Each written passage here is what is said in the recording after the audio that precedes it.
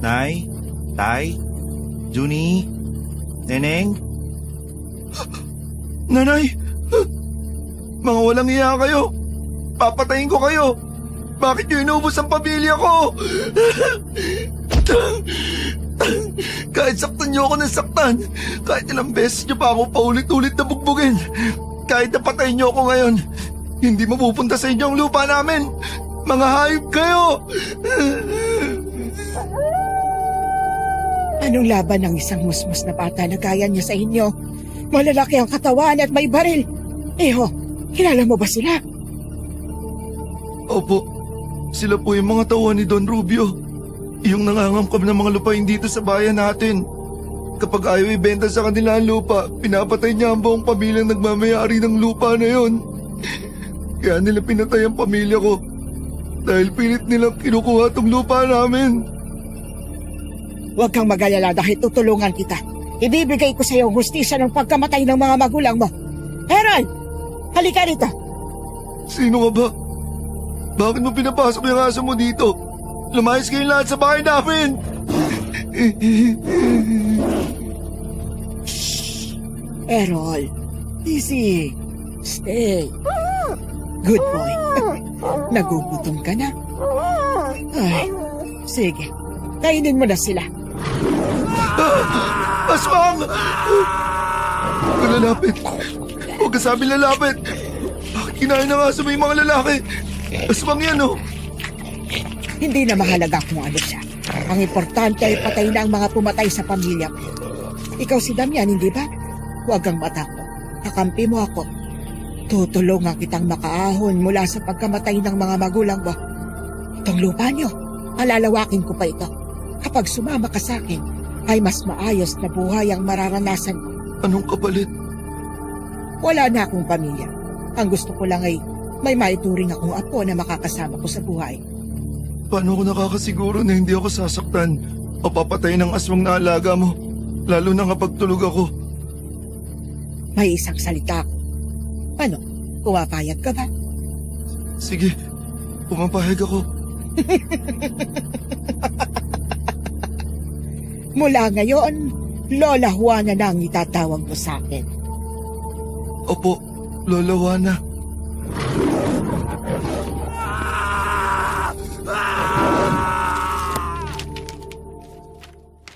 Tumingala ako sa langit at gumuhit doon ng liwanag, kasunod ng malakas na dagundong ng kulog. 9:33 na ng gabi. Ang asawa ko na 4 na buwan ng buntis sa aming ikatlong anak ay nakatulog na sa tabi ng 2 pa naming anak. Hindi pa naman ako inaantok, kaya naisip kong manood muna sa YouTube. Doon ko natagpuan ang inyong channel. Dear Aswang Diaries and Madam Venus, isang mapagpalang araw sa inyong lahat. Habang nakikinig ako ng kwento sa inyong channel, ay hindi ko maiwasan na balikan ang nakaraan. Kung paano na ang isang hamak na magsasaka ay naging isang binatang may mataas na pinag-aralan at yumaman. Ngunit gaya ng sabi nila, kung sino pa ang marami ang pera, sila ang hindi masaya. Ang mga katauhan sa kwentong ito ay sinadya kong baguhin upang maitago ang kanilang identity at mapangalagaan ang kanilang privacy. Itago niya na lang po ako sa pangalang Damian. At narito ang aking kwento kung paano ko nakilala si Marcela. Ang dalagang basurera na gaya ko ay biktima ng mapang-aping mundo at inampon ni Lola Juana. Katulad ng ginawa sa akin ng matanda, inampon niya si Marcela.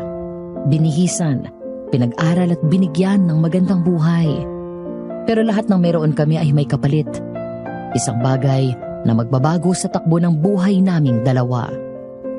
Narito po ang kakaibang kwento ko tungkol sa aswang na sa tuwing binabalikan ko ay hindi pa rin ako makapaniwala na nangyari.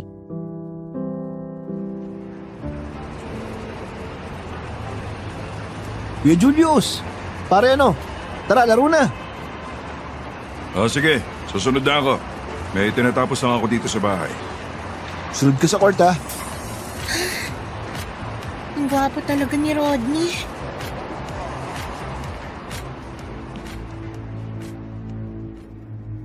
Ang kwento sa akin ni Marcela na noon ay 18 anyos pa lamang ay sinundan niya si Rodney. ang kanyang crush hanggang doon sa basketball court. Mula sa malayo ay nakontento na siyang tingnan ito. Gwapo si Rodney. Mataas ang pinag-aralan dahil sa nagtatrabaho sa isang magandang opisina. Palaging malinis at mukhang mabango. Napabuntong hininga na lang si Marcela habang nangangarap na isang araw ay makita at makausap man lang niya si Rodney. Maya-maya ay nagulat na lang siya nang may mga batang bumato sa kanya. Doon na lang daw na malaya ni Marcela na nilalayuan na pala siya ng mga tao sa paligid. Napilitan siyang umalis, dala ang isang maruming sako. Pero bago tuluyang makalayo ay kumuha siya ng bato at binato ang lalaking kaibigan ni Rodney.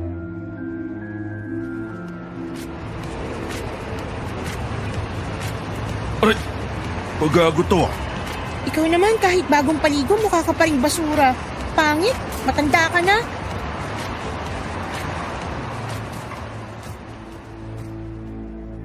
Ang kwento pa sa akin ni Carding at isa pang loyal na tauhan ko, nakita daw niya si Marcela. Walang suot na tsinelas, nanlilimahid sa dumi at naglalagkit ang buhok na tumakbong palayo. Nang makitang hindi na hinahabol ni Julius, ay saka siya naglakad. Nang may madaanan na basurahan, ay nagkalkal doon si Marcela. Kinuha niya ang mga karton, plastik na bote at kung ano-ano pa na maaaring ibenta at pakinabangan. Pagkatapos ay nilagay niya lahat yon sa loob ng kanyang sako at nagpatuloy sa paglalakad.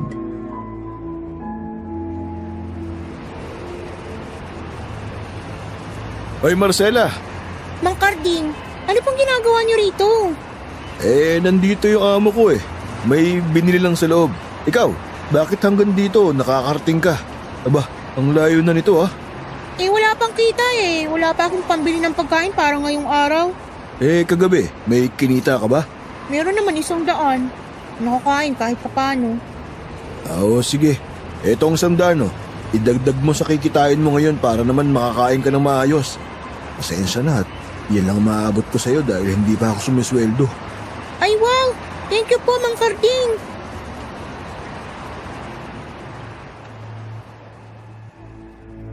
Nang mga sandaling iyon, habang abala ako sa pamimili, nakita na pala ni Marcela na sinusubukan akong dukutan ng isang batang lalaki, kaya mabilis na tumakbo ang dalaga palapit sa akin.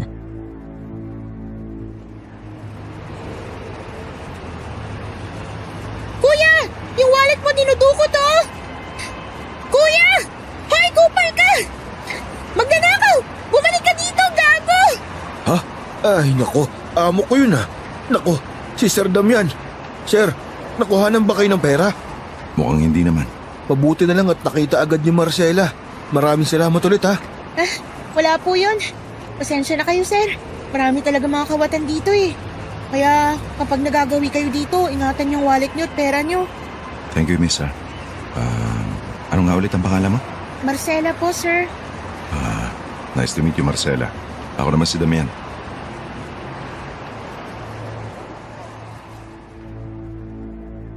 Napangiti ako nang hindi agad nakasagot si Marcela at nanatili lang na nakatitig sa akin. Ilang sandali pa ay ngumiti ito. Nang mga panahon na yon ay napansin ko na ang ganda na nakatago sa nanlilimahid nitong mukha. Maganda ang mga mata ni Marcela. Nangungusap at parang diamanteng maingat na inukit. Matangos ang ilong niya at manipis ang mga labi.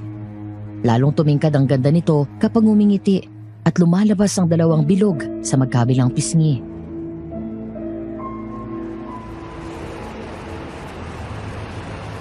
Ganun din po ako. Hindi ko na kayo kakamayan at baka madumihan pa kayo. Ang ganda-ganda pa naman ang bihis nyo. Malapit na kaibigan ng misis ko ang yumaong nanay niyang si Marcela. Napakabait at napakasipag na bata. Matalino pa. Ito naman si Mang Carding. Masyado akong binibida.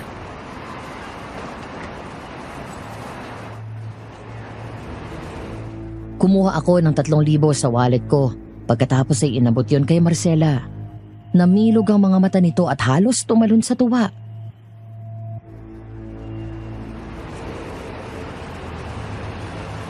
Oh, para sa'yo. Reward ko dahil niligtas mo ako sa mandurukot ng wallet ko. Talaga po? Oo, sa'yo na yan. Kaya huwag ka na mamulot ng basura. Kaya umuwi ka na at bumili ka ng masarap na pagkain. Opo, maraming salamat po, Sir Pogi.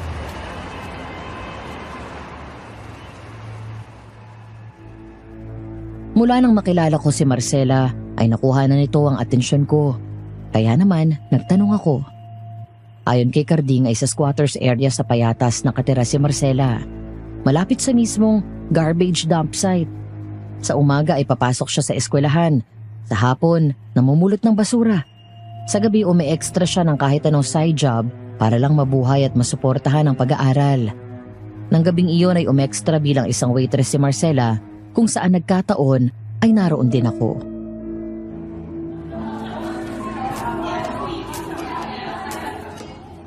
Good evening, sir. Enjoy the party po. Oh, teka lang. Si Marcela yun ah. Sino? Si Marcela, sir. Yung babaeng binigyan nyo ng pabuya. Siya yan? Opo. Ang ganda no, sir. Hindi mo akalain na sa likod ng maruming itsura niya noon, nagtatago ang ganyang kagandahang muka. Mestiza pa. Actually, napansin ko na nung una pa lang eh. Hindi ko lang akalain na mas maganda pa siya kapag nalinisan at naayusan. Lagi ba niyang ginagawa to? Yung pagwe-waitress? Ang alam ko hindi po eh. Iba-ibang racket niyan. Palibhasa, mag-isa na lang sa buhay.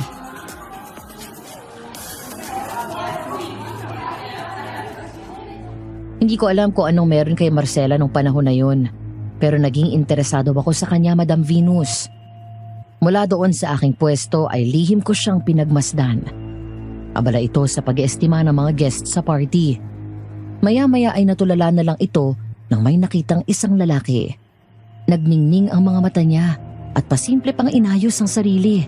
Si Rodney, ang lalaking hinahangaan ni Marcela. Mula doon sa pwesto ko ay lihim akong nagmasid. Iniwan si Marcela ng dalawang lalaki. Lumipas ang ilang oras, habang inaabala nito ang sarili sa trabaho, ay panay naman ang lingon nito kay Rodney na may kaakbay na babae. Nang bigyan ng break si Marcela ng manager ng catering, doon siya kumuha ng tiyempo at nilapitan si Rodney.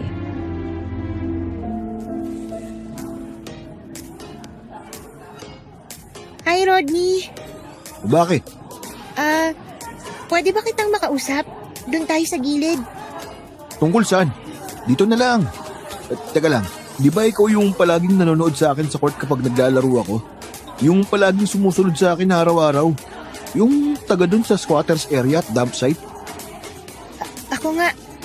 Gusto ko lang kasi malaman mo na idol kita. Humahanga ako sa'yo. Idol mo ako? Talaga? Bakit naman? Kasi, nakatira ka sa subdivision eh. Magaling ka sa basketball. Tapos magandang trabaho mo. Palagi, maayos ang bihis mo. Tapos, parang ang linis mo. Palagi. So tama pala si Julius. Crush mo nga ako. Pare, papayag ka ba na ang nagkakagusto sa'yo ay mabaho at basurera gaya ng babaeng to? So anong gusto mo mangyari? Ngayon nagtapat ka na may gusto ka sa akin. Anong kala mo, papatulang kita? Pero pare, sayang naman to. Nakita mo, maganda rin naman. Sexy. Pwede mo i-take home yan ngayong gabi. Sasama yan sa'yo. Tsaka ikaw ang una dyan. Pwede. Kaya lang, kailangan niya munang maligo sa pabango. Baka hindi ako ganahan dito eh. Mga bastos! Ang lakas naman ng loob ng isang basurerang gaya mo na magkagusto sa akin. Ang kapal pala ng mukha nito, pare. Lumayas ka na nga. Di ka bagay dito.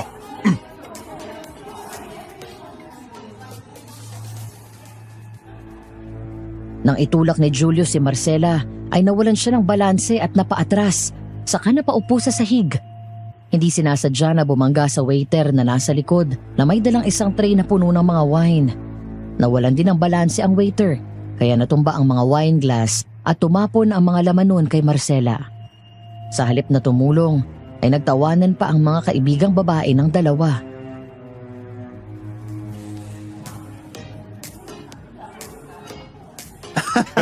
Ay, Yan, ganyan. Maligo ka. Para naman bumango-bango ka. Ang baho mo. Mga hayop! Kung mga pangalipos na, akala ko mabait ang Rodney na yun. Masama pala ugali.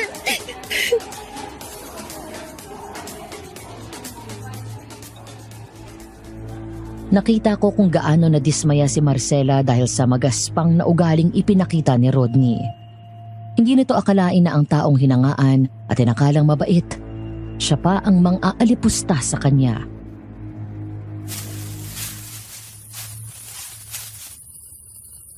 Pinapangako ko. Makikita ng Rodney na yan. Balang araw mas lalagpasan pa kita. Kakainin mo yung sinabi mo.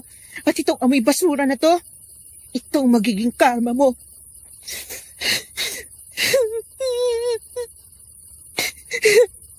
Ganyan ang gusto ko. Mga babaeng palaban at hindi nagpapaapi. Ay! Kamote!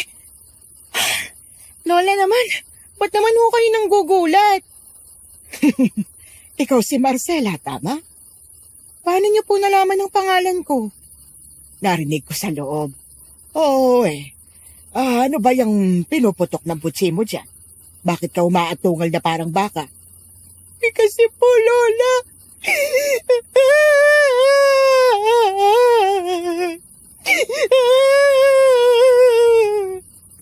Nako, paano mo may kukwento sa akin kung panay ngawa ka riyan? Mano man lang tumahimik ka. Saka basang-basa ka. Lanlalagkit. Amoy alak ka pa. Sorry po. Kasi po, Lola, yung crush ko, nilait-lait niya ako. Wala daw akong karapatan na magustuhan siya dahil basura daw ako. Tapos mabaho raw ako. Una, talaga namang mabaho ka. Ayan, at dumikit na sa buhok mo ang amoy ng basura. Kababae mong tao at ang ganda mo pero hindi ka malinis sa katawan. Lola naman akala ko pa naman kakampihan niyo ako. Naliligo naman po ako eh. Oh, ganun ang tingin sa'yo ng mga hinayupak na pangit na yon. Ano, hahayaan mo na lang ba na alipustahin ka? Hindi pwedeng ganon. Palaban yata ako. Makikita nila sa susunod na pagkikita namin. Sila nang nakatingala sa akin. Teka, nasaan bang mga magulang mo? Maganda kang bata. Mukhang may lahi ka. Kanu daw po kasi yung tatay ko, sabi ng nanay ko, pero hindi ko na ho kilala. Hindi rin naman yung kilala yung nakabuntis sa kanya. Dati kasing pokpok sa ermita si nanay. Kaso, nategi na siya. Nagka-TB, ayun, dead ball. 15 anyos pa lang po. Ako na bumubuhay sa sarili ko.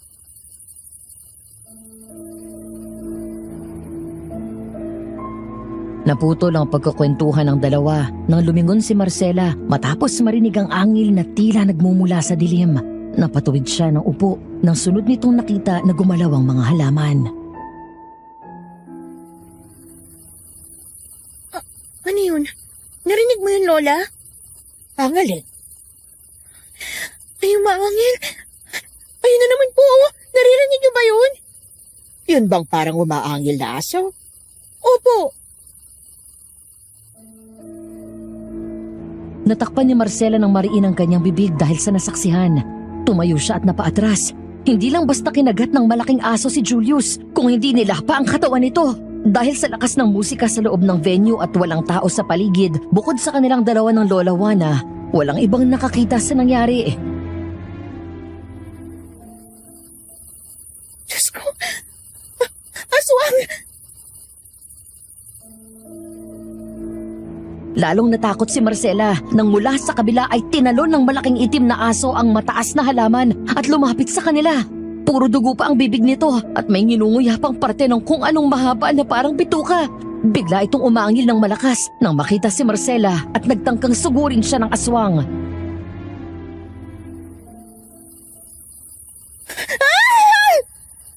Errol, easy boy, easy. Hindi siya kaaway. Nabusog ka ba sa kinain mo? Ayoko na! Alis na po ako! Nang gabing yun ay agad umuwi si Marcela mula sa party. Pababa pa lang daw siya ng tricycle ay agad bumulaga sa kanya ang malaki at naglalagablab na apoy na nagmumula sa mismong barong-barong kung saan ito nakatira. Habang ang mga tao ay nagkakagulo, nagtatakbuhan dala ang kanilang mga gamit at ang mga bumbero naman ay nagmamadaling hinihila ang mga hose ng tubig.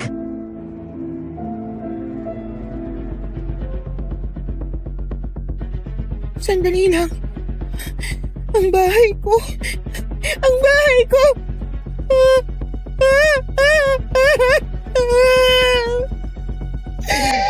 bahay ko!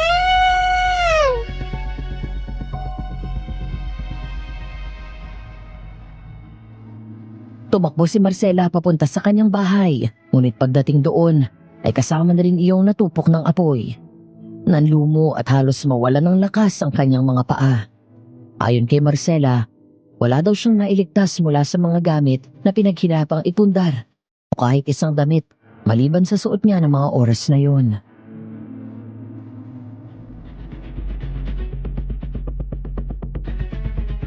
Ang bahay ko! Paano na ako? Saan ako titira? Marcela, Lola! Lola, paano na ako? Saan ako titira? Wala po ako ibang matutuluyan. halika iha. Sumama ka sa akin. Tutulungan kita.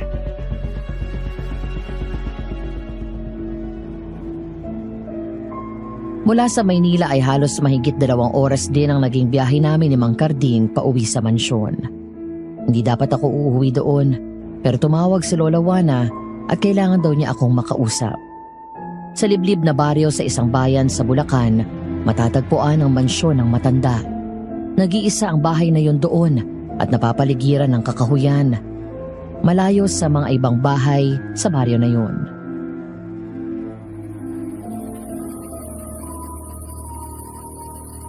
Bakit kaya tayo pinauwi ni Lola? Baka may importanteng ipagagawa, sir. Yung lalaking biktima ni Errol, ayos mo na ba? Wala bang sabit? Okay na po, sir. Naayos ko na. Salamat.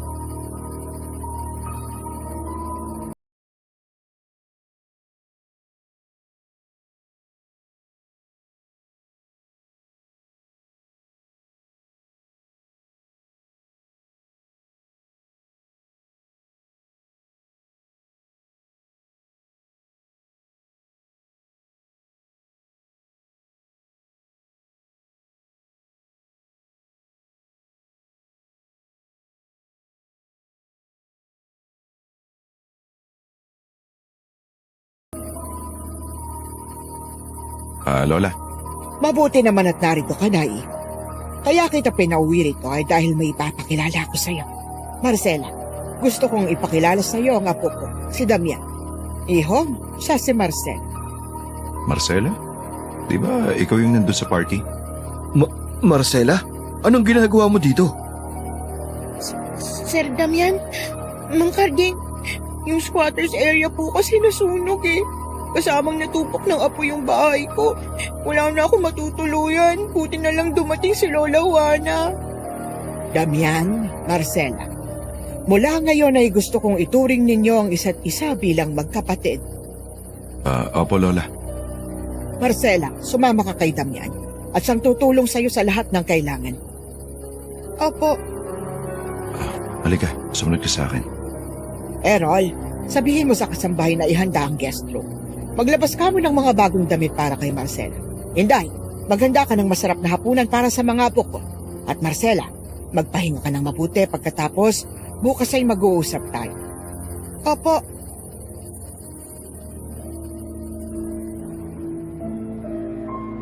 Pagdating sa loob ng silid, hinintay ni Damian na makalabas ang kasambahay. Nagulat si Marcela nang bigla akong lumapit at yumakap sa bewang niya ang isang braso ko. Pagkatapos ay bumulong ng napakahina sa kanyang tenga.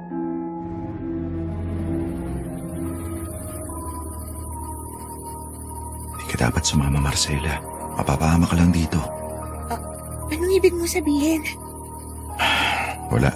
Sige na, maligo ka na. Kalimutan mo na lang yung mga sinabi ko.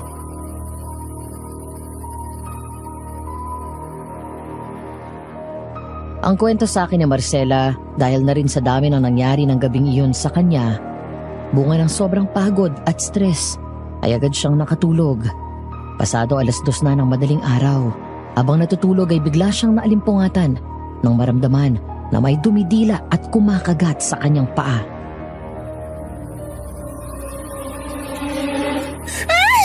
Ano ginagawa mo rito? Biglang bumalikos ng bangon at agad nagising ang diwa ni Marcela. Nang pagdilat ay makita si Errol. Dinigdilaan nito ang mga daliri sa kanyang paa at ang hinlalaki niya ay may sugat na rin. Parang asong ulol na nanlalaki at nanlilisik ang mga mata habang nakalabas ang dila at humihingal na parang aso habang nakatingin sa kanya. Lumabas ka rito! Tulong! Damian! Ngumisi si Errol at dumapa sa sahig. Ganun na lang ang hilakbot na naramdaman ni Marcela dahil nang lumabas ito sa paanan ng kama ay isa itong malaking asong itim at kamukha ng pumatay kay Julius. Labis na takot ang naramdaman ni Marcela nang bigla itong umangil at lumasap na parang takam na takam ito. Dahan-dahan siyang bumaba ng kama at lahat ng gamit na madaanan niya dito ay binabato sa aswang.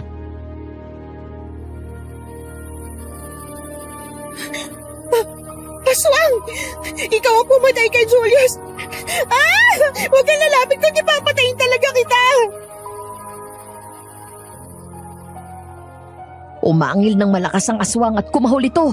Mabilis dumampot si Marcela ng basag na piraso ng figurine at ginamit iyon pang depensa. Tinutok niya ito sa aswang habang nakasiksik siya sa sulok.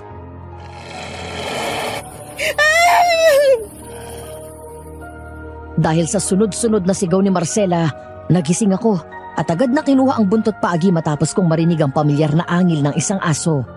Tumakbo ako palabas at sinipa ang pinto ng katabing kwarto ko. Naabutan ko ang malaking asong itim na unti-unti nang lumalapit kay Marcela. Errol! Lumayo ka sa kanya. Tarantado ka, papatayin kita eh. Sinabi nang wag na wag mong lalapitan si Marcela.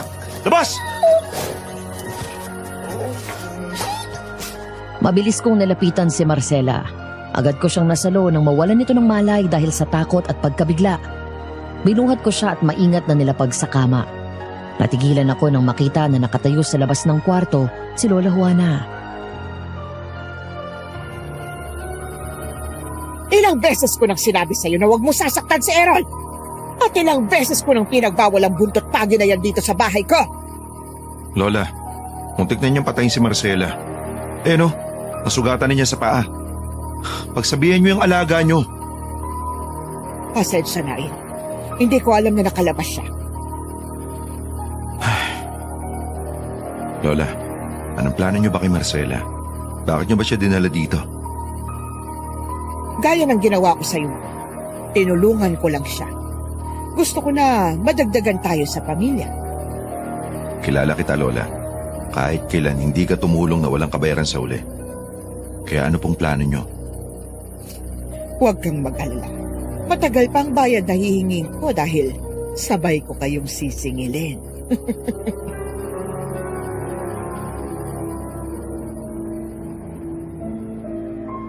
Kinaumagahan ng magising ay agad akong pumunta sa kwarto ni Marcela. Naabutan ko siya na naglilinis ng mga kalat doon.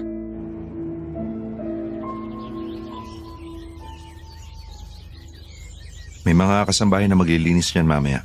Maganda ka. Isasama kita sa pagbalik sa Maynila. Sir, ayoko dito. Baka patayin ako ng aswang na yun. Hindi ka na ulit sasaktan nun. Mamaya, bibigyan kita ng pangontra na lagi mong isusuot at ilalagay mo sa mga pinto at bintana kapag nandito tayo sa mansyon. At wag mo na akong tawagin na sir. Damihan na lang. Okay.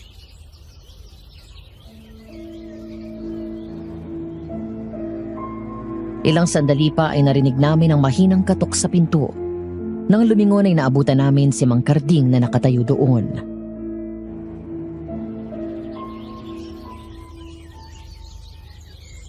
Marcela, pinapatawag ka ni Lola Juana. Yung Errol, nasaan? Huwag ka nang matakot. Hindi ka na ulit sasaktan nun. Saka ngayon, dito ka na maninirahan. Masasanay ka rin. Ano bang meron sa bahay na to? Bakit nag-aalaga si Lola Juana ng aswang? Malalaman mo rin. Mas mabuting bumaba ka na dahil ayaw ni Lola na pinaghihintay siya.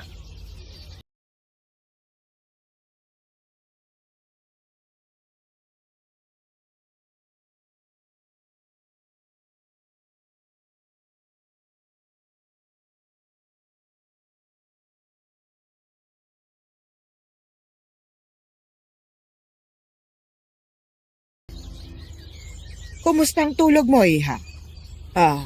Humihingi ako ng dispensa sa ginawa ni Errol. Nasabik lang siya dahil may bagong miyembro ang pamilya.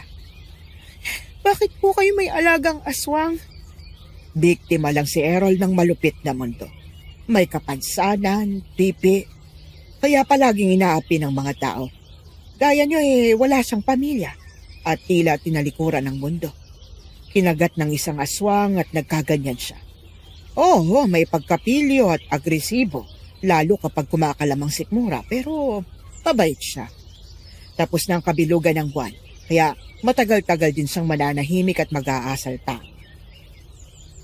Ano ho bang plano niyo sa akin, Lola? Bakit sinabi niyo kagabi na magkapatid na kami ni Damian? Tutulungan kitang makaahon sa buhay, Marcela. Magpapatuloy ka sa pag-aaral hanggang kolehiyo. Kapag nakatapos ka, dalawa na kayo ni Damian na mamamahala sa mga negosyo ko. Papayamanin kita. Mararanasan mong marangya at komportabling buhay ngayong nasa ilalim ka na ng pangangalaga ko. Nang sa ganon, pagdating ng araw, maipakita mo sa lahat ng taong umapi sa'yo ang tayog ng narating mo. Ngunit, hindi lahat ng bagay sa mundo ay libre, ha? Kapalit ng bagong buhay na ibibigay ko sa'yo. Ang kabayaran na hihingin ko sa'yo, ang kabayaran na hihingin ko sa'yo sa 80 karawan ko. 10 taon mula ngayon. Ano naman po yun? Matagal-tagal na panahon pa yon, Iha. Kalimutan mo muna yon dahil ang mas mahalaga ay ang unti-unti mong pagbangon. Sumama ka kay Damian sa Maynila. Lahat ng kailangan mo, bibilhin niya para sa'yo. Siyang magtuturo sa'yo tungkol sa pagpapalakad ng kumpanya. Opo, Lola. At may isa pa pala akong hiling sa'yo at mahigpit na ipagbabawal. Ano po yun? 18 ka pa lang, hindi ba? Ibig sabihin ay berhen ka pa at walang karanasan, tama? Po? Opo. Wala pa po akong karanasan. Bakit po? Bawal kang makipagrelasyon sa kahit kaninong lalaki mula ngayon. Gusto ko na pangalagaan mo ang sarili mo hanggang sa dumating ang araw na sinabi kong sisingilin ko ang kabayaran sa lahat ng aking tulong sa'yo. Bawal kang sumiping sa ibang lalaki at panatilihin mong birhen ka. Nagkakaintindihan ba tayo? Opo, Lola. Mauuna na po kami, Lola, ha?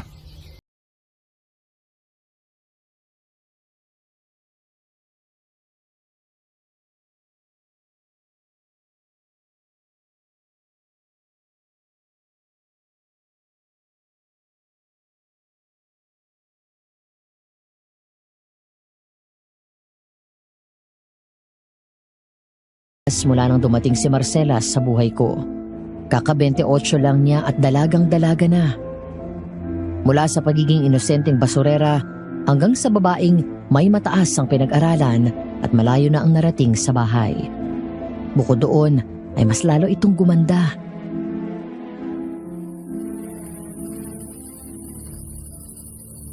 Oh, gabi na. Saan ka galing? Meeting? Nagtagal ang meeting namin ni Mr. David. Medyo nag-inarte pang matandang yun at ang asawa niyang sagana naman sa Botox. Maupo ka na dito at kumain ka na. Siya nga pala. Kailan ba yung turnover natin sa kumpanya nila? Sa Lunes at excited na ako. Excited saan? Sa bagong kumpanya na hahawakan mo? O dahil nandun si Rodney? Really? Damian naman. Wala na akong pakialam sa kanya. Binili ko yung kumpanya para ipakita sa kanya at ibalik lahat ng pang-aalipusta at pangahamak niya noon sa akin. Yun lang yun. Wala akong gagawing kalokohan. Hindi ko nga siya gagantihan eh.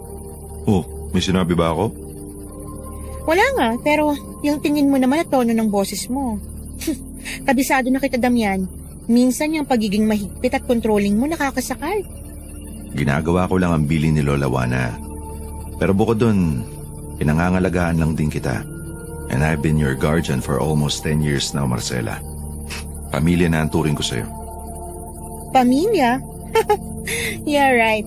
Para naman hindi ako aware na hinalikan mo ako isang gabi na lasing tayo. We made out. Naalala mo? Hoy, shut up. Walang dapat makaalam niyan.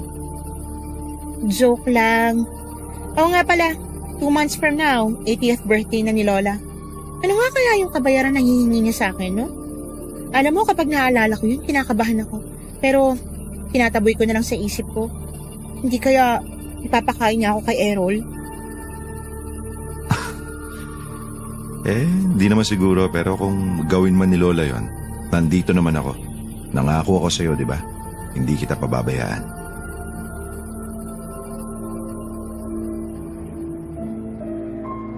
Nakangiting lumapit sa akin si Marcela at tumayo sa aking likod. Sa kaniyakap ako sa leeg. Ang akala ko ay sandali lang yun, pero hindi agad ito bumitaw. Kaya hinawakan ko ang mga braso niya.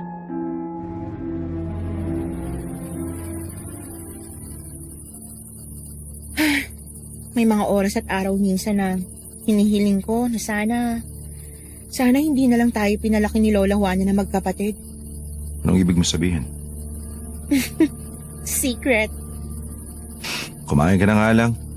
Ay, siya nga pala. Sa weekend, kailangan natin umuwi sa probinsya. Pinapatawag kasi tayo ni Lola. Okay.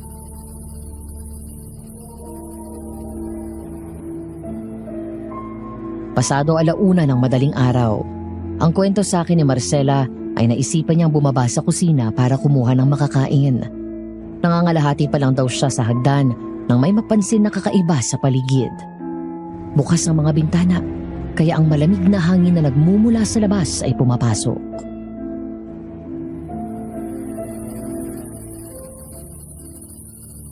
Sino nag-iwan ng mga bintana na bukas?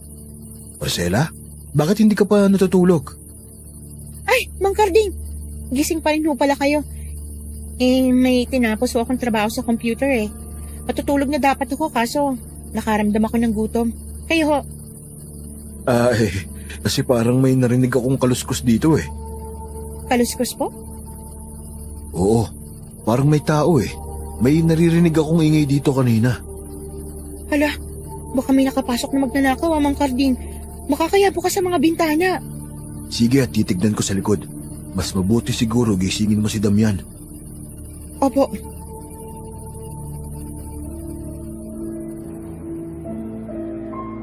Paakyat na dapat si Marcela nang may marinig nga siyang kumakaluskos mula sa loob ng home library. Sa halip na dumiretso sa taas para tawagin ako, ay pinuntahan ni Marcela ang silid. Naabutan niyang bahagyang nakabukas ang pinto. Dahan-dahan niyang tinulak yun at mula sa loob ay may naririnig siyang nakakatakot na marahang angil ng isang aso. Maingat siyang naglakad papasok at isa-isang sinilip ang mga pasilyo. Pero wala naman ang mga tao doon. Ngunit nang biglang pumihit paharap si Marcela ay...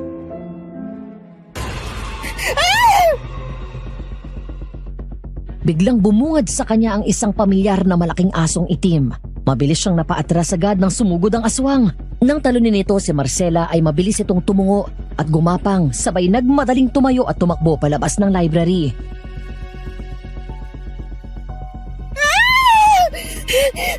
Damian! Mang Carding! Nandito si Errol! Nabasag ang mga mamahalin na figurine at vase matapos niyong ibato yun kay Errol. Habang patuloy na humahabol ito, umangil ng malakas ang malaking itim na aso hanggang sa madapa si Marcela at doon siya nilundag muli ng aswang at sinakyan sa ibabaw. Mabilis niyang nahawakan ito sa baba at tinulak palayo ang bibig nito na may matatalas na pangil na gusto siyang sagpangin. Demonyo ka talaga kahit kailan! Kaya noon pa, wala na akong tiwala sa'yo eh. Isusumbong kita kay Lola. Marcela! Habang tumatakbo ako pababa ng hagdan, ganoon na lamang ang takot ko nang makita na nasa ibabaw na ni Marcela ang malaking itim na aso. Kumakahol ng malakas habang nalalaban at pilit na sinusubukang sagpangin sa leeg si Marcela. Kaya naman mabilis kong kinuha ang buntot pagi. Errol! Lumayo ka sa kanya! Matapos kong hagupitin ito ng malakas at sinipa ko ito palayo kay Marcela, parang kung sinong maamong aso na umiyak ang aswang. Pero muli itong kumahol at nagtangkang sugurin kami. Mabilis bumangon si Marcela at tumayo sa tabi ko. Nang akmang susugod ito, biglang dumating si Mang Karding at tinali ang isang malaking dog leash na may makapal na kadena.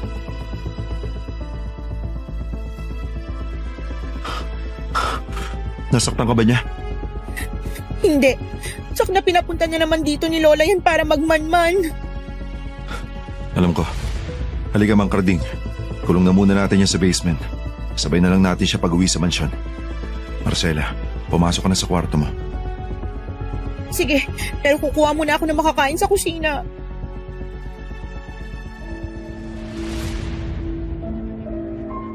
Nang maikulong namin doon si Errol ay saka kami bumalik sa bahay. Pinuntahan ko si Marcela para siguraduhin hindi siya nasakta ng aswang.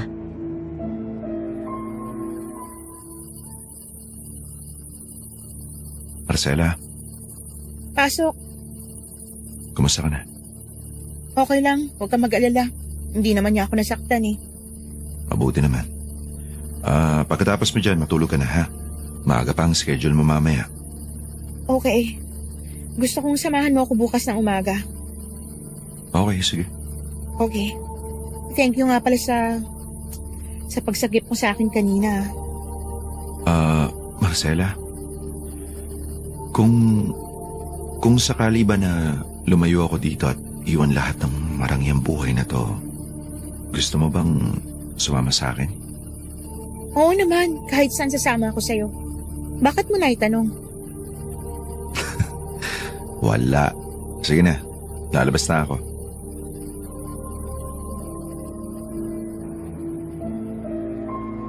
Kasama ni Marcela at Mang Karding, sabay kaming pumasok sa opisina kung saan naghihintay sa amin ang dating may-ari ng kumpanya. Maliit lang yon kung tutuusin at ang produkto ng kumpanya ay mga pabango. Dahil sa lumaking inaapi ng mga tao at palaging sinasabihan na amoy basura, naging obsessed si Marcela sa pabango. Ang unang business na natinayo niya ay pabango. Ilan na rin ang franchise niya ng mga sikat na international perfume brands.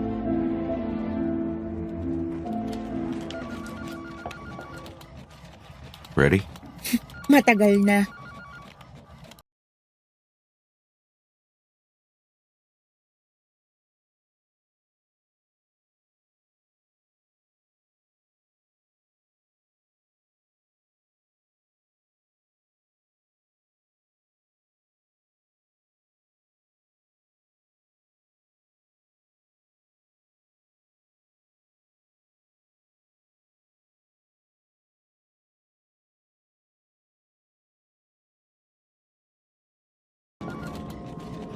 Good morning everyone. Ako si Marcela. Simula ngayon ako nang magiging boss nyo rito. At ito naman si Damian, my estranged brother. Bukod sa akin ay madalas nyo rin siyang makikita dito. Huwag kayong mag-alala, wala naman masyadong magbabago dito. Kung meron man, konti lang. Gaya ng ayoko nang papasok kayo dito nang hindi nakaayos at higit sa lahat, hindi mabango. Pagpasensyaan nyo na ha. Medyo may obsession siya sa perfume. Tama, meron nga. Let me tell you a short story. 10 years ago, isa akong basurera nakatira malapit sa dating Payatas dump site. Kahit saan ako magpunta, nilalayuan at inaapi ako ng mga tao. Inaalipusta. Amoy basura daw ako at palagi akong pinalalayas.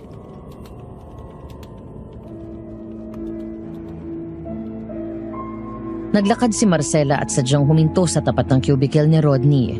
Pagkatapos ay sumandal doon. Nakakalokong nginitian niya ang lalaki na parang hihimatayin na sa sobrang putla. Bukod doon ay pinagpapawisan din ito ng malamig.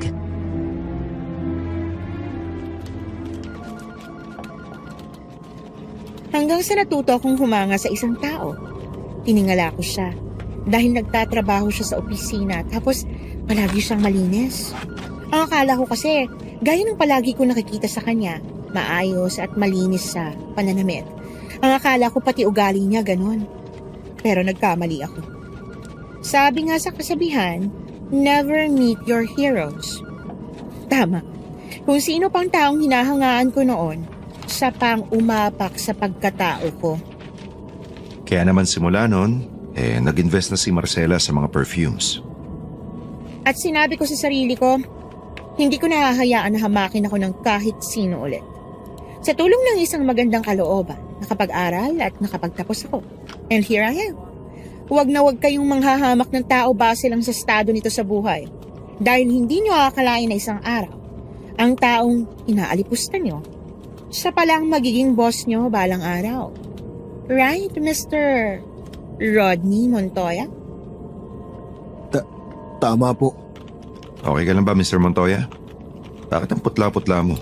Parang nanlalamig ka. Para kang nakakita ng multo. Okay lang po ako. Hindi ako mahigpit na boss. Kapag nasa opisina, trabaho lang at bawal ang chismis. At kapag tapos ng trabaho at nasa labas na kayo ng 4 na sulok ng kwarto na ito, doon tayo magchismisan kahit magdamag pa.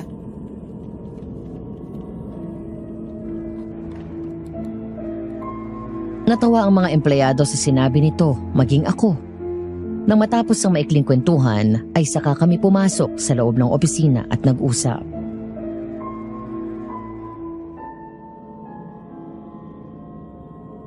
Happy? Sobra. Nakita mo yung mukha niya? Daig pang nakakita ng multo. Basta ingat ka pa rin doon. Baka mamaya madala ka kapag binola ka niya. So, punta na ako sa opisina. Daan na kita dito mamaya, ha? Okay. Thanks for everything, Damian. Anytime.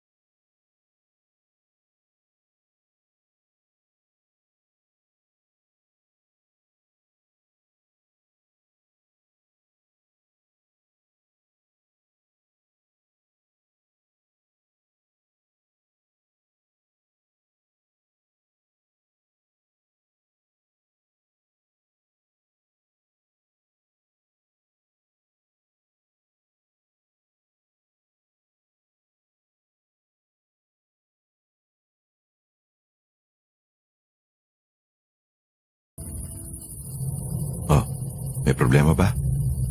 Hindi ko alam, Damian. Pag nandito ako sa bahay na to, hindi mawala sa akin ng takot eh. Parang may bumubulong sa isip ko na mag-iingat ako. Baka naman naninibago ka lang. Tagal na rin mula nang umuwi ka rito. Palagi ka kasing busy sa trabaho mo eh. Siguro nga. Halika na, dahil tiyak naghihintay na sa atin si Lola Juana.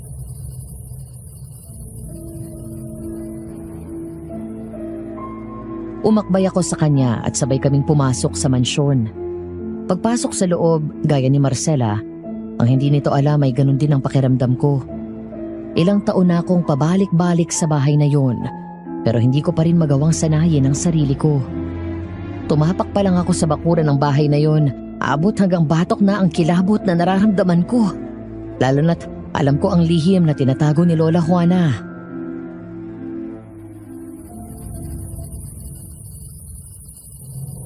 Ay, ang mga apo ko na maganda at pogi. Hello, Lola. Kumusta na po kayo? Ayos naman. Eto, habang tumatagal ay lalong umiiksi ang buhay. Lola, okay ka lang ba talaga? Bakit parang natutuyo yata ang balat niyo? Matanda na ako, iha. Natural lang yan. Pero huwag ka magalala. Dahil babalik din yan sa dati. Hala, maupo na kayo at kumain.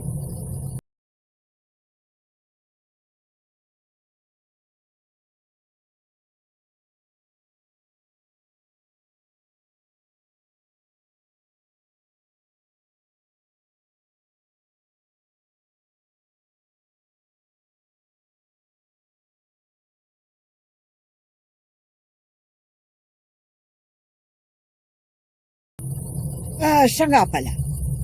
2 linggo mula ngayon ay ika-80 kaarawan ko na. Hindi niyo pa naman nakakalimutan ang kasunduan natin, hindi ba? Hindi po, Lola. Hindi ko po nakakalimutan. Mabuti kung ganon. Lalo ikaw, Damian. Ihanda mo ang sarili mo. Opo. Lola, ano po ba yung sinasabi ninyo na kapalit ng lahat ng tinulong niyo sa akin? Unting panahon na lang, iha. Malapit mo nang malaman. Kumusta na pala yung bagong kumpanya na binili mo? Everything's good, Lola. At kaya ng inaasahan ko, nandun si Rodney. Ngayon ako ng boss niya. Sana'y naroon ako para nakita ko kung paano siya nagulat. Naku, Lola, parang nakakita ng multo. Lola, hanggang kailan mo kami pamamanmanan kay Errol?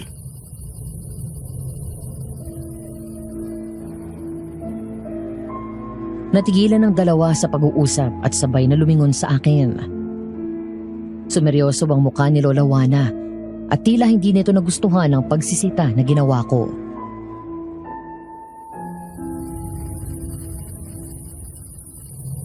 Para sa kapakanan niyo lang ang iniisip ko. Nawala na naman ang kontrol sa Errol. Sinugod na naman niya si Marcela at munti kainin. Tsaka, para saan ba yun, Lola? Iniisip niyo ba na sumisira kami sa usapan?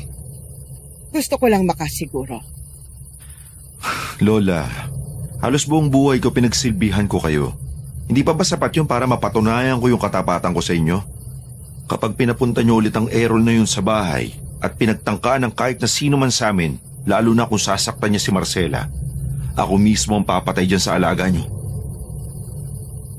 Damian, tama na. Lola, pasensya na po. Hindi po talaga maganda ang timpla ng mood niya ngayon eh. Kung ganon, kapag tapos na kayong kumain ay maaari na kayong umakyat at magpahinga.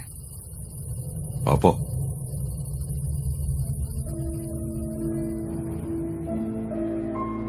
Nang matapos ang aming hapunan ay pumasok na kami sa sarili naming silid. Hanggang sa may maalala ako, kaya saglit akong lumabas at pinuntahan si Marcela.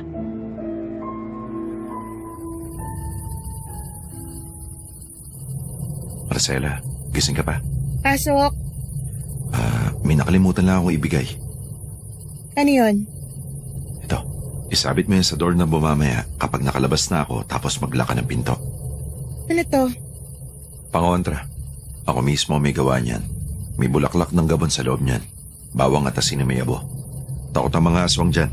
Proteksyon para hindi makapasok si Errol dito. Nagsabit na rin ako ng mga ganyan sa bintana mo. Salamat, Damian.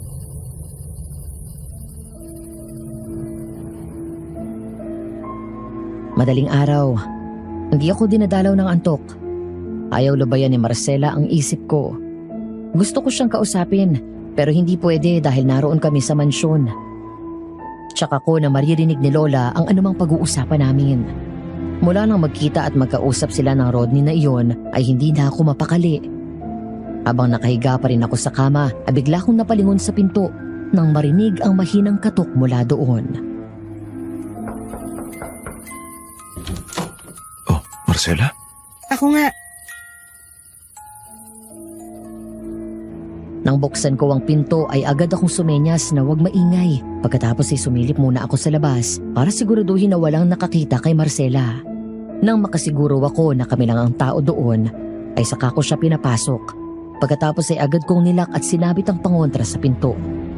Sa ganung paraan ay tiyak ko na hindi na kami maririnig ni Lola.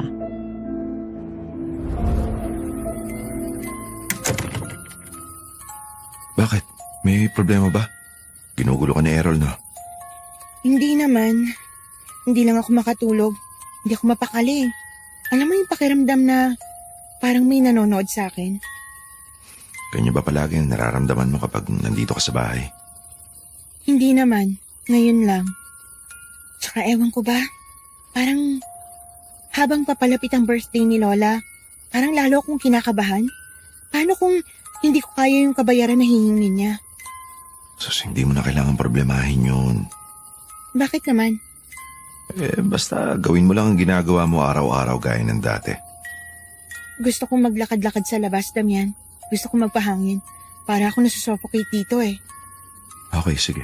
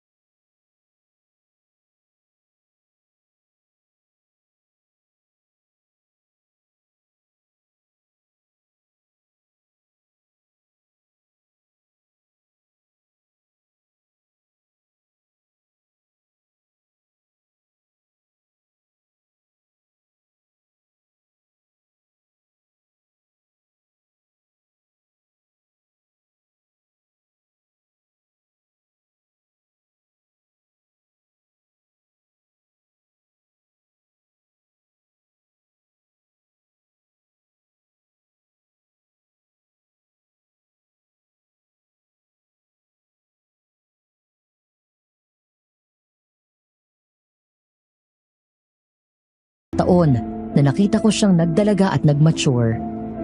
Lihim akong nagkakaroon ng damdamin para sa kanya. At alam ko, pareho kami ng nararamdaman.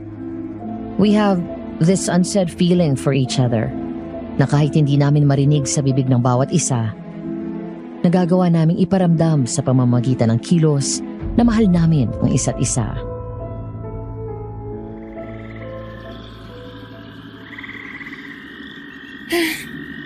Alam mo bang bihira kang makitang nakangiti?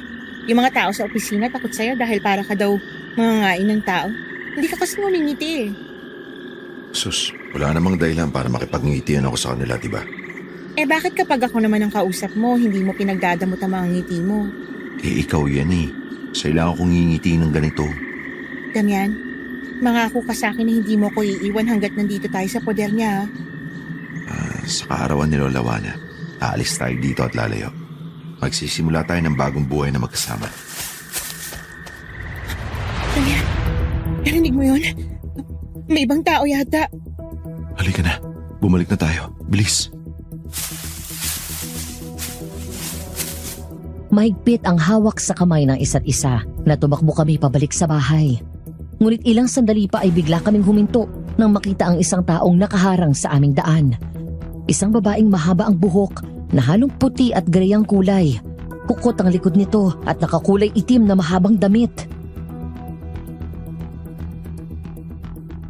Panginoon ko! Damian! Anong klaseng tao yan? Aswang ba yan? Hindi ko alam. Ngayon ko lang nakita yan dito. Di ba si Ero lang naman ang aswang dito? Hindi lang ang tao nito ang nakakatakot, kung hindi ang mukha nito. Ang mukha nito ay talagang nakakatakot at parang hinugot mula sa horror movie ang mukha. Malalim ang mga mata nitong tila puro itim. Ang ilong ay matulis ang dulo na parang tuka ng loro. Kapag tumatawa ito, kita ang itim nitong labi at mga pangil nitong maikli ngunit matatalas. Ang mga kuko nito sa kamay ay mahahaba. Ang kanyang balat ay kulubot na. Takbo! Bilis! Mabilis kaming tumakbo ni Marcela nang habulin kami ng aswang na ito. Kahit na mukhang matanda ay mabilis itong tumakbo. Maya-maya, namalayan na lang namin na nahablot na nito si Marcela dahilan para makabitaw ito sa akin. Nang lalapit na ako ay tinabig lang ako ng malakas sa isang braso nito. Mas malakas siya sa inaasahan ko dahil halos tumalsik na ako. Marcela! Damian! Tulong! Mabilis nitong sinandal sa puno si Marcela at nagtangka na sagpangin ito sa leeg. Mabilis akong lumapit at sinakal ang aswang gamit ang braso ko. Ngunit agad nakaganti ang aswang at kinalmot ako sa tagiliran. Damian! Demonyo kang aswang ka! Napaupo ako at humawak sa tagiliran na ngayon ay dumudugo na. Habang si Marcela ay may dinampot na isang putol na sanga ng kahoy. Susugurin dapat ako ng aswang pero mabilis na itarak ni Marcela ang kahoy sa likod nito. Malakas na sumigaw ang aswang at napaluhod sa lupa. Doon ako nagmadaling tumayo at tumakbo palapit kay Marcela. Halika na! Bilis! Magkahawak kamay kaming tumakbo. Malapit na kami sa mansyon nang lumingon si Marcela at nakitang hinahabol pa rin kami ng aswang. Sumusunod pa rin siya, Damian! Malapit na tayo maabutan! Bago pa ako makalingon, ay naramdaman ko na lang na may tumalon sa likod ko. Napahiga ako sa lupa. Agad tumulong si Marcela at ginaya ang ginawa ko kanina. Sinakal nito mula sa likod ang aswang gamit ang braso nito hanggang sa maalala ko ang pakete ng pangontra na ginawa ko. Kinuha ko yun mula sa bulsa ko saka sapilitang nilagay sa bibig ng aswang. Matapos yun ay malakas na sumigaw ito.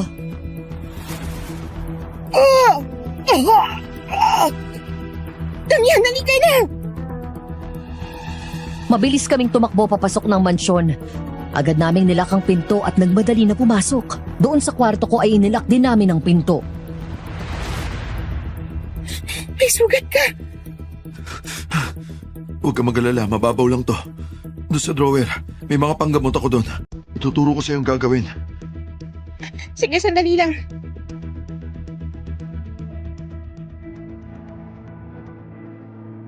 Pabalik na kami sa Maynila, pero hanggang sa mga sandaling iyon ay palaisipan pa rin sa amin ni Marcela ang aswang na sumugod sa amin.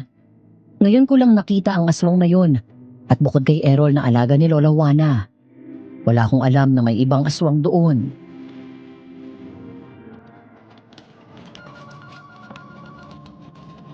Ano? May nalaman ka na tungkol dun sa aswang na sumalakay sa atin? Wala pa eh. Ngayon ko lang nakita yon. Sir Damian, may nalaman po ako. Ano yun? Nagtanong-tanong ako sa mga residente doon kanina bago tayo umalis. Sinabi nila na matagal na raw namiminsala doon ang aswang na yon. Lumalabas daw yon bago magkabilugan ng buwan at sa mismong kabilugan ng buwan. Ilan na daw ang napapatay ng aswang na yon doon. Hindi nila nababanggit yung malaking itim na aso. Dati daw, yun ang pumapatay. Pero nitong mga nakalipas na linggo, yun daw na nakakatakot na babae na yun. Huwag ka mag-alala. Aalamin namin.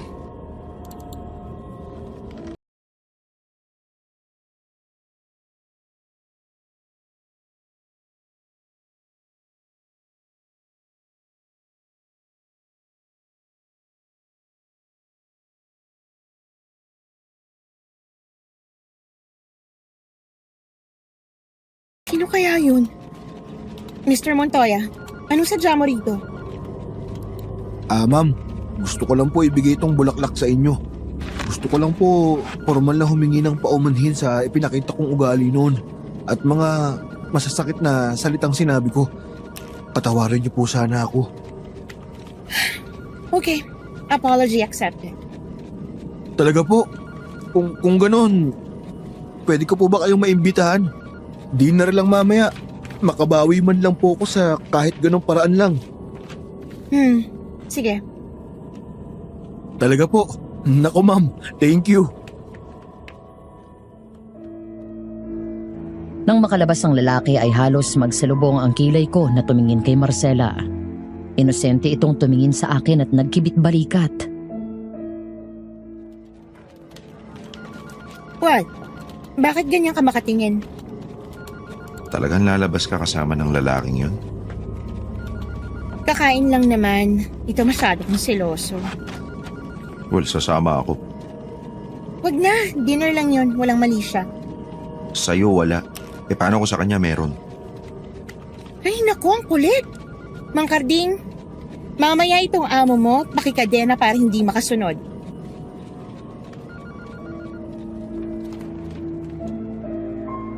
Dahil hindi ako mapakali sa bahay, sumunod ako sa lugar kung saan dinala ni Rodney si Marcela. Sobrang selos ang naramdaman ko nang makita na mukhang masaya itong nakikipagkwentuhan. Mahigit isang oras akong nasa loob ng kotse at nakaabang. Hindi ko nahihintayin na ihatid pa ng Rodney na yon si Marcela. Matapos ang mahigit 30 minutes pa na paghihintay, sa wakas ay lumabas na rin ang dalawa. Sumunod ako nang maglakad ang mga ito kung saan narinig ko ang usapan nila. Maraming salamat at pinaunlakan mo ako. Wala yun. Kalimutan mo na yun. Naalala ko yung gabi na pinagtawanan at nilait kita. Pakiramdam ko, nakarma ako ng gabing yun. Dahil yun din ang gabi na namatay si Kuya Julius. Ikaw agad ang naalala ko eh. Matagal ko nang gusto humingi ng tawad sa'yo, Marcela. Hinanap kita doon sa dump site pero nasunog na pala yun at walang nakakaalam kung saan ka lumipat. Sana naging aral na sa'yo ang gabing yun. Sobra. Kung alam mo lang, dala ko yun hanggang ngayon. Nagulat lang talaga ako nang malaman ko na ikaw ang bagong boss ko. Nakaramdam ako ng hiya sa sarili ko pero at the same time, natuwa ako dahil nakita kita ulit. Tapos na yun. Ang totoo, malaki yung naitulong ng ginawa mo nun sa akin. Kung di dahil sa pangyayaring yon, hindi ako lalong magsusumikap. Masakit man ang naging pamamaraan ng Diyos, pero tanggap ko na. Sana hindi pa ito ang huling beses na lalabas tayo ha. Sadly, this is the first and the last. Pinagbigyan lang kita dahil gusto ko ng isaradong bahaging yun ng nakaraan ko. May boyfriend ka na ba? Wala. Pero may mahal na akong iba. Marcela! Lola! Anong ginagawa niyo rito? Mabilis akong nagtago nang makita na biglang dumating si Lola Juana. Mula doon sa pinagtataguan ko ay nakita ko ang galit mula sa matanda na noon ko lang nakita. Nagulat ako nang biglang hablutin ni Lola si Marcela sa braso at nilayo mula kay Rodney. Anong ginagawa mo rito kasama ang lalaking yan? Lola, magkasama lang kami sa trabaho. Magandang gabi po. Ikaw na lalaki ka. Kilala kita. Ikaw ang lumait at umapi sa apo ko noon. Ngayon, marami na siyang pera. Bigla kang didikit sa kanya. Lola, tama na po. Hindi ba't sinabi ko sa iyo na bawal ka makipagrelasyon kahit kanina? Pumayag ka at may usapan tayo. Wala kaming relasyon, Lola. Umuwi ka na kay Damian. Bilis! Pero Lola... Uwi! Rodney, una na ako. Sige na, umuwi ka na. Pasensya ka na. Wala yun. Pasensya na ulit sa mga nangyari noon. Lola, humihingi rin po ako ng tawad sa inyo.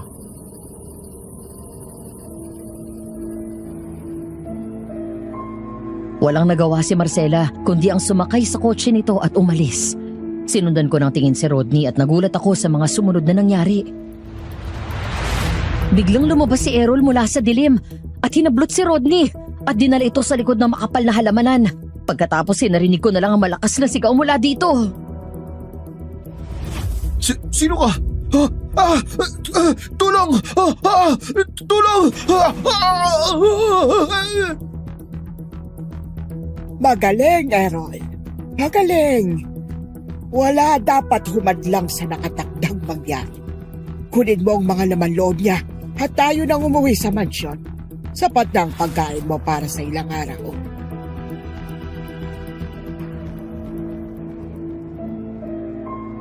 Napatayo si Marcela nang wala sa oras nang marinig ang sinabi ko. Gulat na gulat ito at nawala ng balanse. Mabilis akong lumapit at nasalo ko ito bago pa siya matumba. Kasunod nun ay ang malakas na tunog ng pag-iyak niya.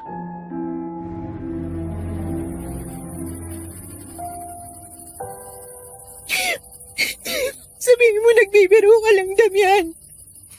Sana nga nagbibiro lang ako pero wala na si Rodney. Nung umalis ka, biglang dumating si Errol at pinakain ni Lola sa kanya si Rodney. Sa kabila ng mga ginawa niya noon sa akin, kahit kailan di sumagi sa isip ko na may mangyaring masama sa kanya. Alam ko, Marcela, hindi ka ganun tao. Ginusto mo na patunayan sa kanya ng sarili mo. Pero kahit kailan hindi ka nagiganti sa kahit na kaninong umapi sa'yo. Diyos ko! Bakit nagawa to ni Lola? Hindi siya ganito kalupit. Bakit niya pinapatay si Rodney? Hindi ito ang unang beses na ginawa to ni Lola. Anong ibig mong sabihin? Well, bago kita nakilala, may isang babae akong minahal. Sekretarya ko siya. Mabait siya at nagkasundo kami. Kaya yun, nahulog ang loob namin sa isa't isa. Isang araw, biglang dumating si Lola sa lugar kung saan kami nagtatagpo. Pinagalitan ako ni Lola tapos pinauwi. Kinabukasan, nabalitaan ko na lang na patay na siya. Galit na galit ako nun. Pero wala pa rin ako nagawa. Mula nun, kahit sino ang babaeng nadidikit sa pangalan ko, pinapapatay ni Lola. Kaya mula nun, ako na ang lumayo sa mga babae. At ikaw lang ang nag-iisang babae na pinayagan niya na makalapit sa akin dahil may kailangan siya mula sa'yo. Anong kailangan niya sa akin? Tsaka bakit ginagawa ni Lola yun? 10 taong ka nang nasa pangangalaga ni Lola. At sa kabila ng haba ng panahon na lumipas, marami ka pang hindi alam. Kung paano mo siya nakilala noon hanggang ngayon, hindi totoo lahat yun. Sabihin mo sa akin lahat ng alam mo. Sa ako nasasabihin ng lahat. Sa ganitong paraan, alam ko na mas ligtas ka. Basta magtiwala ka lang sa akin. Tumalaw tayo kay Rodney kapag nakabural na siya. Sige, pupunta tayo agad.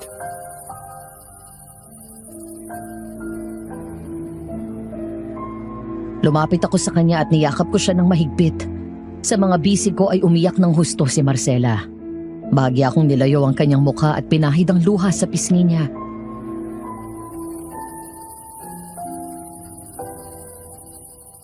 Bakit ka nga pala nandun? Sinundan ko kayo ni Rodney. Nakabantay ako sa iyo dun sa labas ng restaurant. Nasa kotse ako. I'm sorry. Nagsiselos lang ako.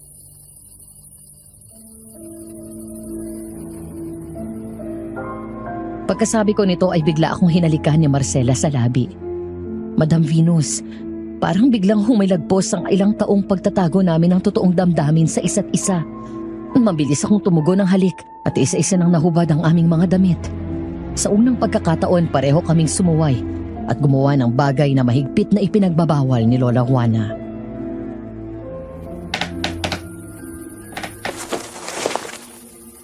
Magulat ako sa'yo. Hindi ko inasahan na may karanasan ka na pala. Magsabi mo nung kasi kay Lola na... Nagsinungaling ako. Hindi na ako birhen nung makilala ako ni Lola. Natakot lang ako noon na baka palayasin niya ako kaya umuo na lang ako. Pero bata ka pa nun. Paano nangyari na may karanasan ka na? Marami ka pa rin hindi alam sa akin, Damian. Alam mo naman kung gaano kahirap ang buhay ko noon, di ba? Mas mahirap pa ako sa daga. Walang nakakaalam nito. Kung meron man sigurado ang Diyos at yung lalaking involved. Yung dating boyfriend mo? Hindi. Noon, may mga araw na wala akong kinikita sa pagbabasura. Kung meron man barya o wala pang 20 tapos wala pa akong racket. May edad na lalaki noon. Kapitbahay at kapitan ng barangay namin. Mga nasa edad higit 50 na siya noon. Kapag naliligo ako, ilang beses ko na siyang nahuhuli na binobosahan ako. Tapos isang beses, nang sabi niya sa akin, bibigyan niya daw ako ng 200 basta hayaan ko lang daw na panoorin niya akong maligo. Sa sobrang kagipitan ko, kumapit na ako sa patalim. Pumayag ako. Hanggang sa tumaas ang presyo. Sa bawat dagdag ng bayad, mas malaki ang kapalit. Hanggang yung silip, naging hawak. Isang gabi, pinasok na niya ako sa banyo. 500 kapalit ng katawan ko. Pumayag na naman ako kasi noong mga panahong yun, 3 araw na akong hindi kumakain ng maayos eh. Kumakalam ng tiyan ko at mahapdi ng sikmura ako.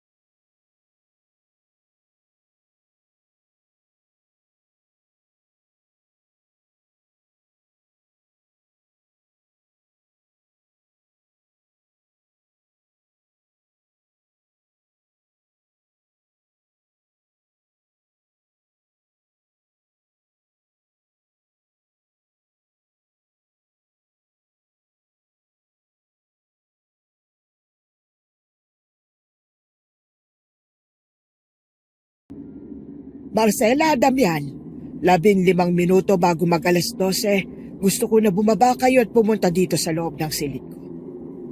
Sige po.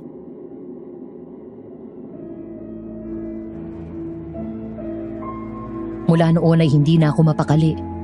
Nagpalit ako ng t-shirt at mula sa loob ng drawer ay nilabas ko ang tinatago kong patalim na yari sa tanso.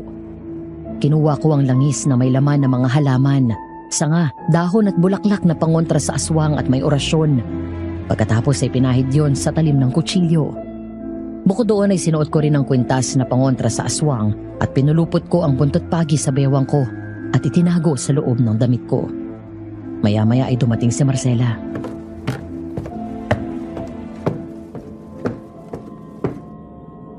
Oh, Marcela, anong ginagawa mo dito?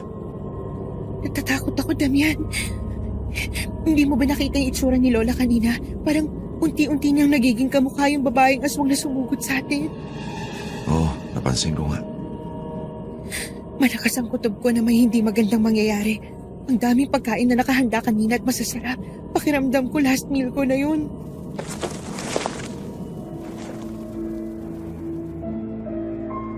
Napalingon kaming dalawa sa bintana nang marinig ang nakakakilabot na alulong na iyon ng aso. Lumapit si Marcela sa akin at nanginginig sa takot na yumakap ng mahigpit. Umalis na tayo dito, Damian. Lumayo na tayo. Makinig ka sa akin na mabuti. Sasabihin ko sa iyo ito para hindi ka na matakot mamaya at makapag-isip ka na maayos. Hindi tao si Lola Juana. Ha? Ang ibig mong sabihin, aswang din siya?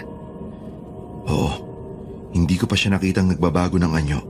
Pero isang beses nahuli ko siya. Pagkatapos patay ni Errol ang isang kasambahay dito. At kumakain rin siya ng laman loob ng tao. Ano? Hindi ako sigurado pero isang beses narinig ko siya na kinakausap si Errol. Wala akong narinig tungkol sa eksaktong plano niya. Basta ang narinig kong sinabi niya na gagamitin niya tayo para bumalik ang dati niyang ganda at lakas. Hindi mo ba napapansin? Karamihan ang pinapapasok niya sa bahay na to mga ulila na. Mga taong wala ng pamilyang maghihintay. Hindi ba't palaging bago ang mga kasambahay sa tuwing umuwi tayo? Yun ay dahil pinapatay ni Errol at kinakain nilang dalawa. Ha? Paano ngayon yan? Makinig ka sa akin. Kailangan hindi magtagumpay si Lola sa balak niya. Kailangan makaalis na tayo sa poder niya ngayong gabi. Yung mga pera mo, properties na sinabi ko na ipangalan mo sa'yo at bank account mo, secured ba lahat? Oo, sinunod ko lahat ng tinuro mo sa akin noon. Good. Ngayon, kung ano man ang mangyari, kailangan alerto ka at magtiwala ka lang sa akin. Hindi tayo pababayaan ng Diyos, Marcela. Alam ko, siyang magliligtas sa akin. Marcela, Damian, bumaba na kayo rito.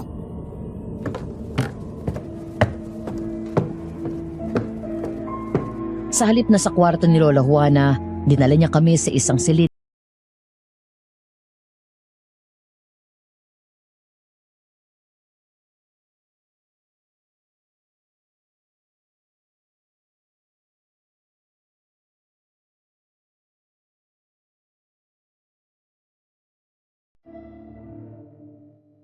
Lola, anong nangyayari?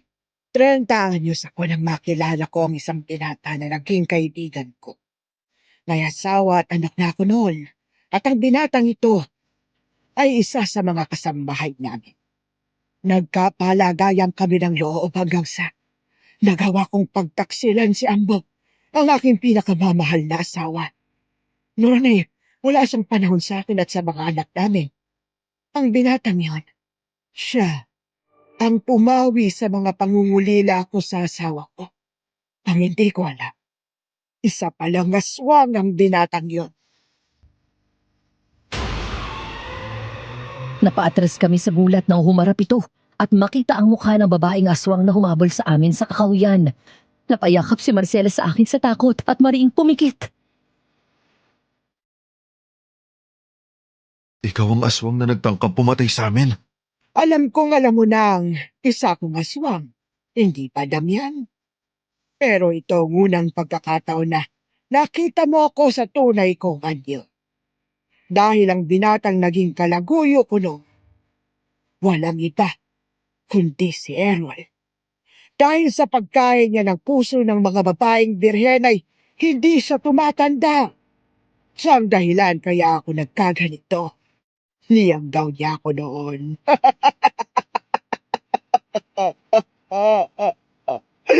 Ginawa niya akong aswang. At mula noon ay hindi na siya umalis sa tabi ko. Iniwan ako ng asawa at mga anak ko. At isa lang, ang tanging paraan para bumalik ako sa dati kong anyo na mas bata. Kung ano man ang plano nyo, huwag nyo nang ituloy. At bakit hindi? Ilang taon ko kayong inalagaan para sa gabing ito. Sinumpa ako ni Errol na maging aswang at makakabalik lang ako sa dati kong anyo na mas maganda at mas bata kapag kumain ako ng puso ng isang birhen sa pagpatak ng alas 12 ng gabi sa mismong 80 karawan ko. At ikaw, Marcela, ikaw ang tutupad sa pangarap ko. Ang ibig niyong sabihin, papatayin niyo ako? Ang puso mo ang kapalit ng yaman na tinabasa mo sa loob ng 10 taon. Napakalupit niyong maningil. Sinamantala niyong desperado ako noon. Isang walang malay na walang pera at walang masinungan. Hindi ba't ganyan naman kayong mga ulila at mas mahirap pa sa daga? Lahat kakapitan ninyo kahit ano pa ang kapalit. Makatikim lang kayo ng yaman. Ikaw ang nagalok ng tulong. At masama ba na maghangad kami ng mas maginhawang buhay? Nagpakaalipin ako sa iyo, Lola. Ako ang nagtrabaho at nagpakahirap para lumaki ang negosyo mo. Ganon din si Marcela. Hindi nyo kami basta inampon at naging palamunin. Ang usapan ay usapan. Mangyayari ang itinakda at wala na kayong magagawa. At ikaw, Damian, kapag kinain ko na ang puso ni Marcela at bumalik na sa dati ang anyo ko, ikaw ang magiging selyo na tatapos ng proseso para habang buhay maging bata at hindi na ako tumanda ulit. Anong ibig mo sabihin? Kailangan kong sumiting sa isang lalaking birhen at magpunla ka sa loob ko. Pagkatapos ay, saka ko kakainin ang laman loob mo. Demonyo ka. Mamamatay muna ako bago mo magawa ang mga plano mo. Errol, kunin mo ang babaeng yan at ihiga mo rito sa mesa. Natigilan ng lahat nang biglang humalakhak ng malakas si Marcela. Kahit ako ay nagtaka sa ginawa niya.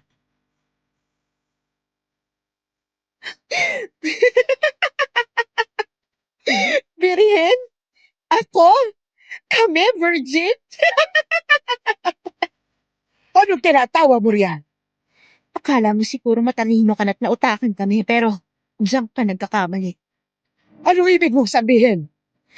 Bago mo pa ako nakilala, hindi na ako puro at birhen gaya ng inaasahan mo. Ano? Nagsinungaling ka sa akin? Oo. At ngayon nagpapasalamat ako sa ginawa ko noon. Ang akala ko, gutom lang napawi nung isakripisyo ko ang katawan ko sa iba. Hindi ko alam na ito palang magliligtas sa akin. Hindi mo ako mapapakinabangan, Lola. Kahit patayin mo ako ngayon, hindi ka na babalik sa dati. Hindi pwede. Hindi ako pwedeng hindi makakain ng puso ng isang birhen. Malapit na mag-alas 12. Ano gagawin ko? Ano gagawin ko, Errol? At ano mangyayari kapag hindi ka nakakain ng puso ng birhen? Pamamatay ka ng tuluyan? Matutuyo ka at maagnas, ganun ba? Gaya ng unti-unting nangyayari sa balat mo. At alam mong tungkol dito, Damian. Oo, nalaman ko ang totoo nung may nangyari sa amin. Patawarin mo ko, Lola Juana. Alam ko marami ka nang nagawa sa buhay ko. Binago mo ko. Binigyan mo ko ng maayos na pamumuhay. Sinunod ko lahat ng gusto mo. Pero isang bagay ang hindi ko kayang sundin. Ang ituring si Marcela ng isang kapatid. Dahil mahal ko siya. Nagmamahalang kami. Ay! Magbabayad kayo sa panloloko niyo sa akin. Errol! Patayin mo ang babaeng yan! Bigla kong tinago si Marcela sa likod ko, sabay hugot ng tinatago kong patalim at hila ng buntot pagi sa bewang ko. Nang tumalon papunta sa akin ang malaking asong itim ay sinalubong ko siya ng malakas na hagupit ng buntot pagi. Sumigaw at umiyak na dumaing ang aswang at agad na umatras. Yung asin at abo, nasa kwarto mo ba? Oo, Kukunin ko. Umalik ka dito, babae ka. takbo Marcela! Takbo! Hahabulin sana ito ng malaking asong itim, pero mabilis akong humarang. Ngunit si Lola Juana naman ang humabol sa kanya. Sumugod ako sa aswang, ganun din ito. Nagtangka itong sagpangin ako at kagatin, pero mabilis akong nakaiwas. Nagpambuno kami at napahiga ako sa sahig. Doon ako tsumempo. At bago pa ako tuluyang makagat nito, ay mabilis kong sinaksak ang aswang sa leeg. Matagal ko nang gustong gawin to sa'yo. Demonyo ka! Para sa mga inosenteng taong pinatay ninyong mag-amo! Paulit-ulit kong sinaksak sa leeg ang aswang hanggang sa tuluyan itong mamatay at bumagsak sa tabi ko. Damian! Marcela! Nagmadali akong tumayo at tumakbo papunta sa dalawa. Naabutan ko sila sa gitna ng hagdan. Nakasandal si Marcela sa handrails habang tinutulak nito ang mukha ni Lola Juana na gusto siyang kagatin. Sumigaw ng malakas si Marcela nang tusukin ang tiyan nito ng mahaba at matulis na kuko ng matanda. Mabilis akong tumakbo palapit at sinubukang hilahin palayo si Lola. Tama na, Lola! Papatayin kitang babae ka. Ikaw ang sumira sa lahat ng plano ko. Ang tagal kong hinintay ang araw na ito. Wala kang utang na loob. Isa ka lang kasurerang pinulot ko sa mabahong pinanggalingan mo. Lola Juana! Tama na! Ayaw ka namin saktan kaya tumigil ka na! Pinahal kita tinuring na parang ikaw ang totoong lola ko. Alam ng Diyos kung gaano ako nagpapasalamat sa magandang buhay na binigay mo sa akin. Kung pwede ko lang ibigay sa iyong puso ko gaya ng gusto mo, ibibigay ko. Pero hindi ko rin hawak ang mga pangyayari sa buhay ko. Sadyang mabait na talagang Panginoon dahil kung natupad ang gusto mo at bumalik ka sa dati mong anyo, mas marami ka pang buhay na mabibiktima. Mga inosenteng tao na walang kamalay-malay. Tama na! Juana! Tama na! Tumigil ka na! Puminto ang lahat at napatingin sa pinto na dahan-dahang bumukas. Pumasok doon ang isang matandang lalaki na may tungkod at tumingin sa amin. Si Lolo Ambo, ang asawa ni Lola Juana. Tumigil ka na. Oras na para magpahinga ka. Alam ko, kasalanan ko kung bakit ka nagkaganyan. Kung nabigyan ko lang sana kayo ng sapat na oras noon, hindi mababaling ang tingin mo kay Errol. Hindi ka sana niya sinumpa at ginawang aswang. Ako ang may kasalanan ng lahat, kaya ako ang parusahan mo.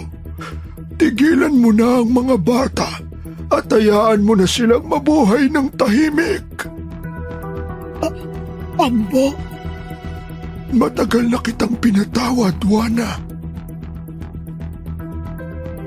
Binitawan ni Lola Juana si Marcela at bumaba. Agad akong lumapit sa kanya at mahigpit siyang niyakap at inalalayang bumaba rin ng hagdan. Nang makalapit si Lola Juana kay Lolo Ambo, ay mahigpit na nagyakap ang dalawa at narinig namin ang mahinang iyak ni Lola.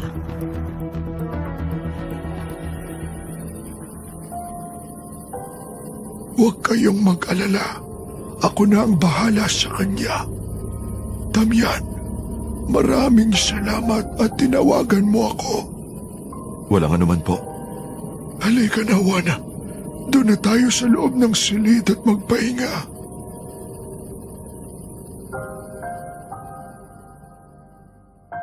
Nakahinga kami ng maluwag nang maiwan kaming dalawa doon. Tuwang-tuwa na nagyakap kami ni Marcela ng mahigpit. Para kaming nabunutan ng tinik sa pagdating ni Lola Ambo. Mabuti na lang at naisipan ko siyang tawagan kahapon nang maramdaman ko na may hindi magandang mangyayari. Nagkatinginan kami ni Marcela. Pagkatapos ay mariin na hinalikan sa labi ang isa't isa.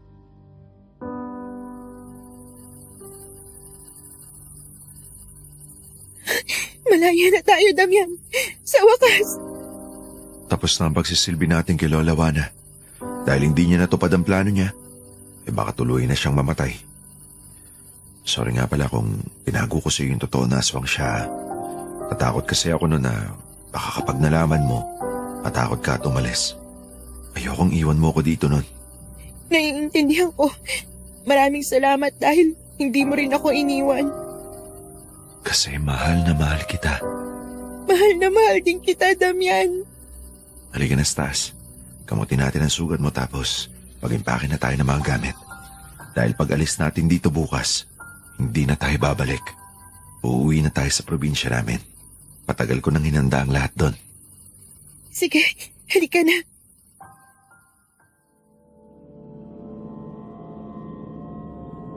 Madam Venus, kinabukasan, nang magpaalam na kaming dalawa ni Marcela kay Lola Juana, isang malungkot na balita ang sumalubong sa amin.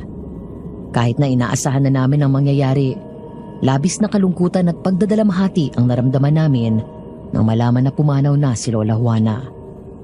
Namatay siya na tuyong-tuyo na ang balat at parang naaagnas.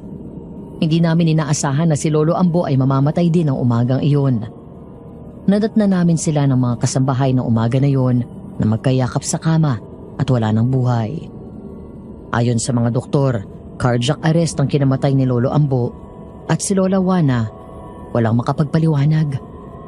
Matapos namin asikasuhin ang cremation at libing ng dalawang matanda, ang lahat ng ari-arian ni Lola Juana na pinamahala sa aming dalawa ni Marcela ay binilik namin sa kanyang mga anak.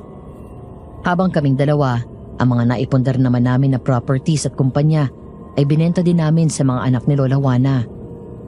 Ang mga napagbentahan namin ay tinabi naming dalawa sa isang joint account pagkatapos ay umuwi kami sa probinsya na kinalakihan ko. Agad kaming nagpakasal at dito ay nagtayo ng farm at maliit na negosyo sa bayan. Simple na lang ang buhay namin ngayon at malayo na sa marangyang buhay na binigay sa amin ni Lola Juana. Ngunit tahimik at masaya kami ni Marcela. Dahil sa mga sitwasyon natin sa buhay, may mga bagay tayong nagagawa na kapit sa patalim. Mga bagay na hindi natin gusto pero magagawa natin. Mabuhay lang at maitawid lang ang bawat araw. Sa kabila ng masamang plano ni Lola Juana, mas pinili namin ni Marcela ang magpatawad. Ang ibigay ang respeto at panatilihin ang pagmamahal namin sa aswang na nagbigay sa amin ng pagkakataon para maging maayos ang aming kinabukasan.